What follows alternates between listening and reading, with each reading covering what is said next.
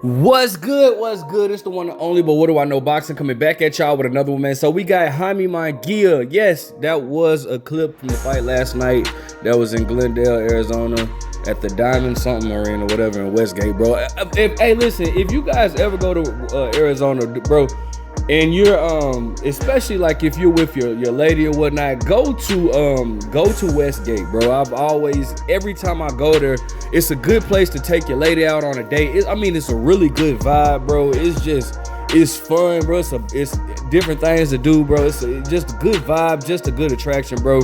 That's where a lot of actually, that's where a few of David Benavidez fights were at, but the other one was at like the Footprint Center or whatnot. But bro, it's just a good vibe over there, bro. So if you're ever in Arizona, go to, and you're with your lady, go to Westgate in Glendale. I mean, trust me, bro, you'll love the vibe. It's beautiful. It's a beautiful scenery. Thank me later. All right. But anyways, look, man. So, Jaime Munguia, and I don't even know this dude's last name that he fought, but it was, shout out to Jaime Munguia, man. He got the stoppage in the 10th round. But I will tell you some things that I picked up inside. And honestly speaking, if I'm gonna be completely 100% honest, I actually like watching the fight more on TV. I just think that you get a better view of things and whatnot. But being there at the fight is second to none. Like, I literally became in arm's reach of Chavez Sr., and I couldn't get a picture with him because, bro, like, it was like they just bomb rushed him, bro. Like, he's a legend though, so I understand it. But I was literally like in arm's reach of him, bro. But you know what I'm saying? I just was like, I ain't finna try to get no picture with like thousands of people. If it would have looked like, if I would have took a selfie, you would have saw me. You would have saw Chavez behind me, and you would have saw like 1,000 phone and 1,000 other people. Like, it's just like, I'll just pass. But it was a dope night, bro. I saw Chavez, saw Tim Bradley. They better be glad Andre Ward ain't working at ESPN no more, because I definitely would have gotten a picture with my favorite boxers of all time. But it was just a good night, bro. But anyways, so listen, Jaime Munguia looked pretty decent, but I felt like, from what it looked like on the inside, and you guys tell me because I haven't watched the fight, but it looked like it was a close fight up until the stoppage. Like, I felt like it looked like as though Jaime Munguia was having a hard time getting on the inside. He was doing a lot of jumping or whatnot, bouncing or whatever, but it felt like he was having a difficult time getting on the inside because he wasn't coming behind a jab. And this dude's whatever the guy's name that he fought had a good jab, and his jab was offsetting Jaime Munguia and preventing him from getting in on the inside when he wanted. Now, the dude was very like, he was very stiff with his moving or whatnot. He wasn't elusive at all. Not Jaime Munguia, but the guy that he was fighting. He wasn't elusive at all, but he seemed to have been giving Jaime Munguia problems just working behind his jab. But eventually, Jaime Munguia was able to get to him, and whenever Jaime Munguia would take off, like get on the inside and land his combinations, it seemed like Jaime Munguia would back off, like it almost looked like he was like punching himself out. And I don't know if it looked like that on TV, so if it did, like, let me know. But it looked like Jaime Munguia kind of like punched himself out at times or whatnot. And you know what I'm saying? Like he was almost like fatigued or whatever. And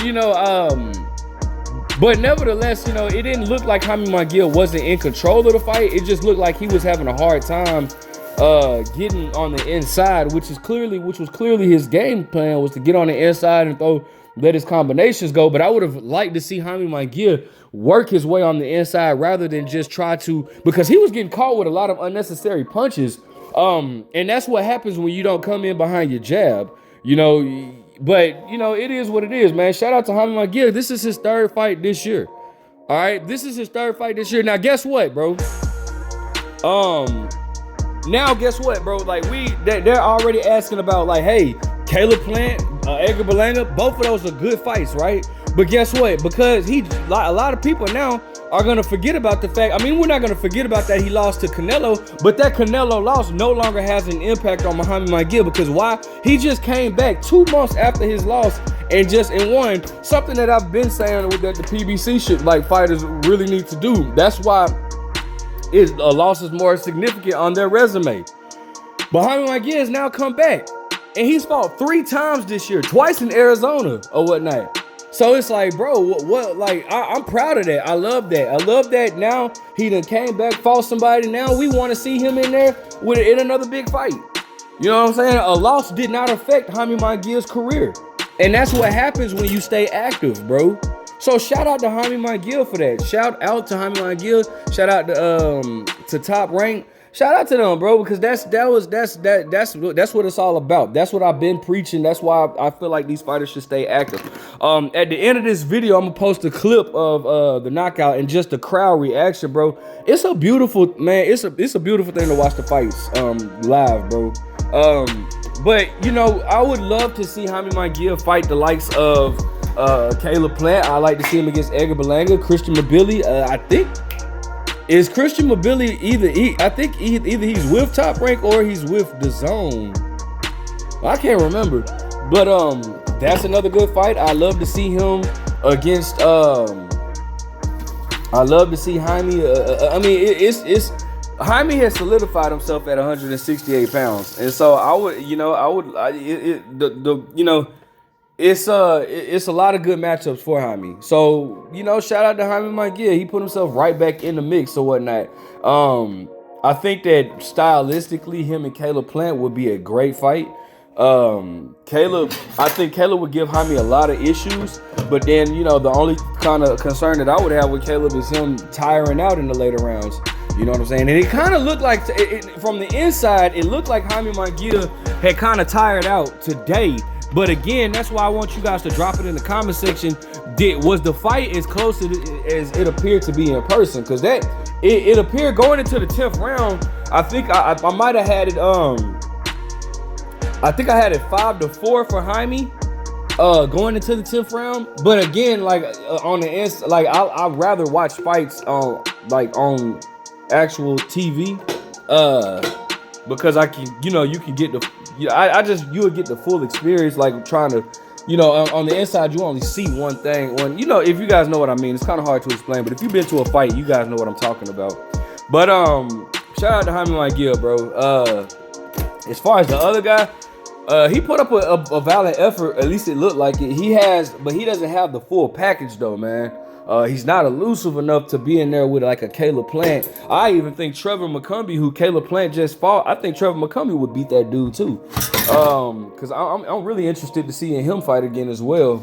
But you know, it is what it is, man. Jaime got back, and that's what it's about. It's not even about fighting just big name after big name. It's like, bro, if you lose, come back, fight you a tune-up, bro.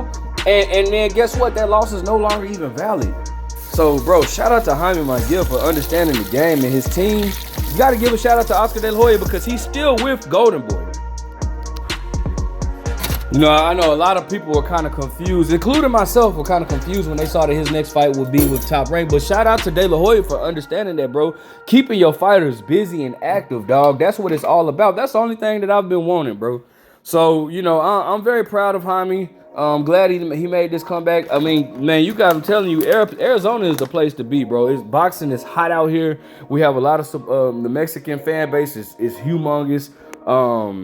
So, man, come out, man. Y'all come out here and kick it with your boy, man. But anyways, bro, that's my take on the fight, the whole situation or whatever. I look forward to seeing Jaime Munguia fight. Y'all stay tuned to the end of this video as well, so y'all could check out the crowd reaction to the knockout or whatnot. Good stoppage. I don't know. It kind of looked like he. I don't know if he quit, but he didn't want it. But anyways, what do I know?